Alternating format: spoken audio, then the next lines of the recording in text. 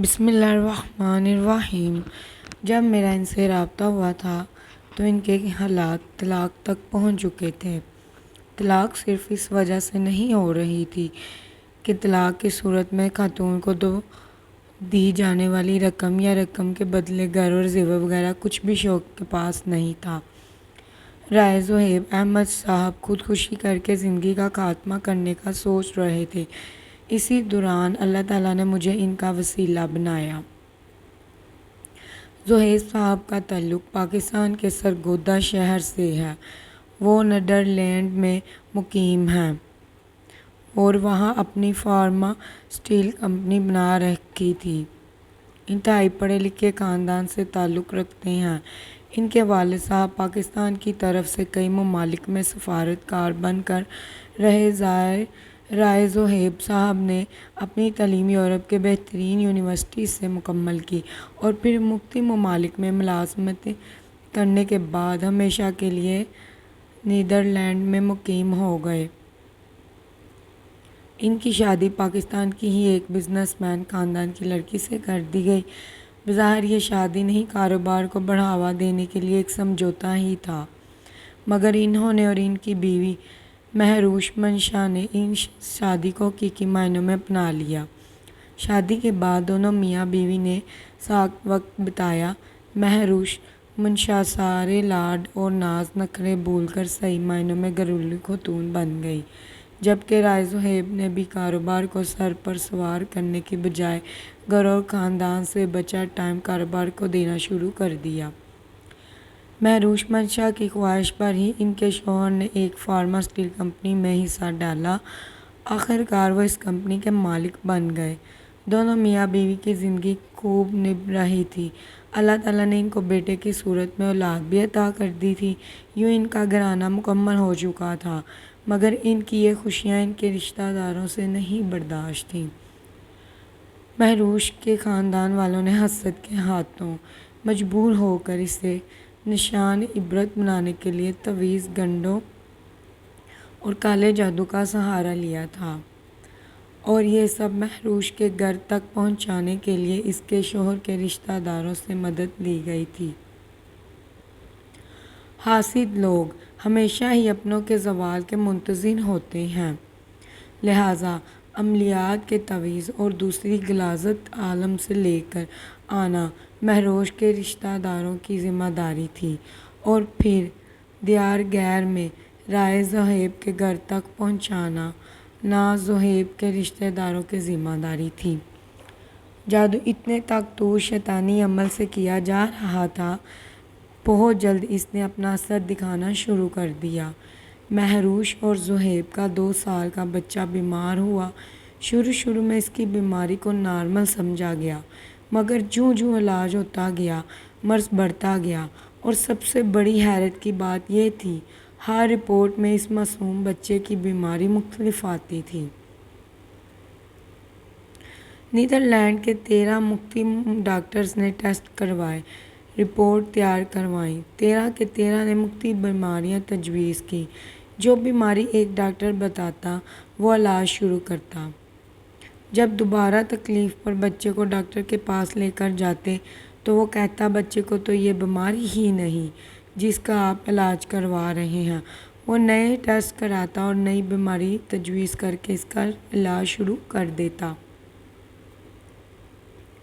13 doctor نے 13 بیماریاں تشخیص کی۔ ہر ڈاکٹر نے پہلے والے ڈاکٹر کی تشخیص کو غلط کہا، اور ہر ڈاکٹر نے بڑے سے بڑی بیماری کی تشخیص کی۔ کوئی کہتا دل کا مسئلہ ہے، کوئی کہتا کینسر ہے، کوئی کہتا شوگر ہے، کوئی کہتا برین ٹیومر ہے، کوئی کہتا جگر ختم ہو گیا ہے۔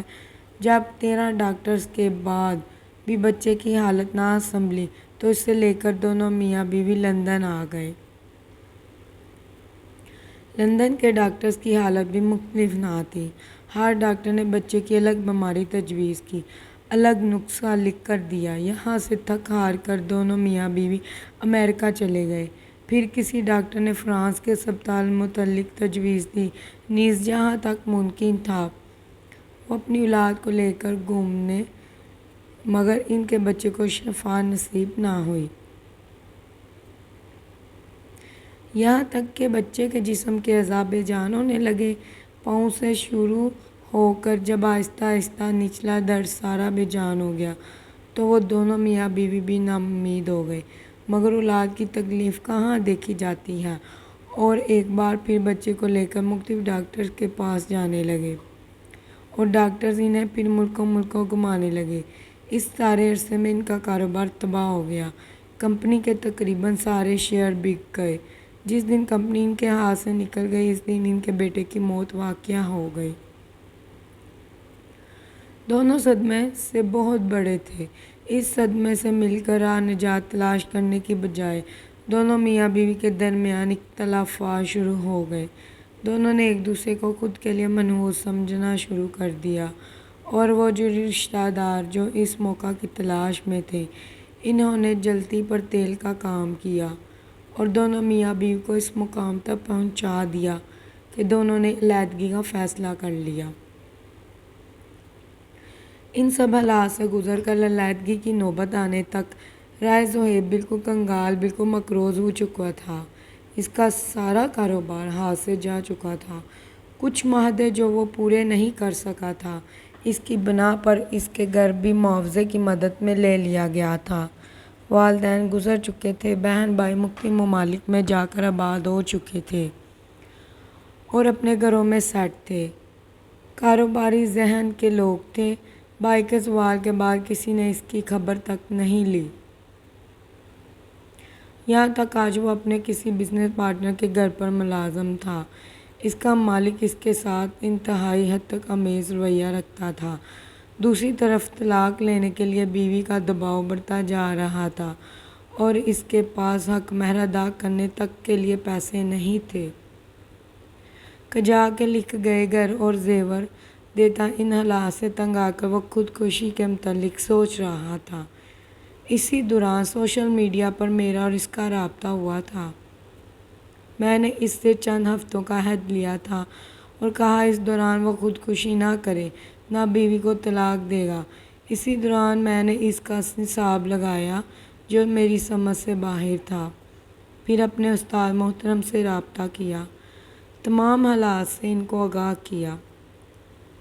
مجھے یاد ہے میرے استاد محترم ان دنوں زیارتوں پر گئے ہوئے تھے۔ میرا مسئلہ سن کر انہوں نے مجھ سے کہا تھا، بیٹا تم اس میں ہاتھ نہ ڈالو، یہ کام ہم سے باری ہے۔ اپنے استاد کے منہ سے لفظ ہم سن کر میری آنکھ سے آنسو آ گئے تھے۔ میں بہت حساس طبیعت کا مالک ہوں۔ ہر کسی کا دکھ محسوس کر کے رو پڑتا ہوں۔ مجھے روتا دیکھ کر استاد محترم نے رونے کی وجہ پوچھی تو میں نے کہا تھا کہ مسئلہ ہم سے بڑا ہوگا، مگر جن کے در پر کھڑے ان کی رحمت و کرامت سے تو نہیں۔ میری بات سن کر استاد محترم مسکرائے۔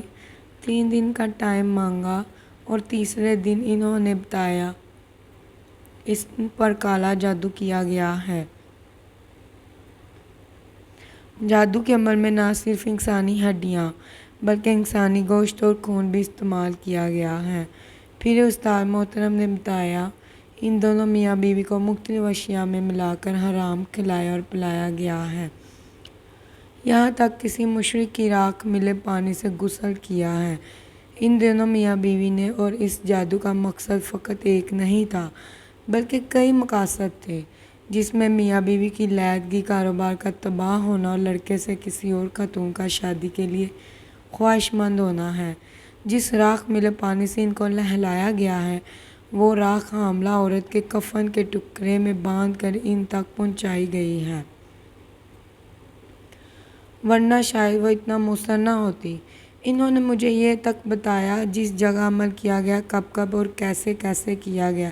اس کے ساتھ انہوں نے مجھے کچھ مخصوص وظائف بتائے جو میں نے زہیب صاحب کو بتا دیے۔ الحمدللہ ان وظائف کی برکت سے 6 ماہ بعد میاں بیوی میں بات چیت ہونے لگی۔ پھر دونوں میاں بیوی کو کچھ مزید وظائف بتائے جس سے اللہ تعالیٰ کا اتنا فضل ہوا کہ دونوں میاں بیوی میں صلح ہو گئی۔ زہیب اور مہروش منشا کے درمیان ہونے والی صلح جادوگر عالم اور جادو کروانے والے کی پہلی شکست تھی، اور اس کے بعد ان کو ہر موقع پر شکست ہوتی گئی۔ اللہ تعالیٰ کے کلام میں اتنی طاقت ہے کہ ہمارے بتائے گئے وظائف سے اور استخاروں سے ان لوگوں نے وہ تمام چہرے اپنی آنکھوں سے دیکھے جو اس سازش میں ملوث تھے۔ سب لوگوں کے چہرے اور کردار کھل کر سامنے آ جانے کے بعد زہیب نے مجھ سے پوچھا تھا ان کا کیا کرنا چاہیے۔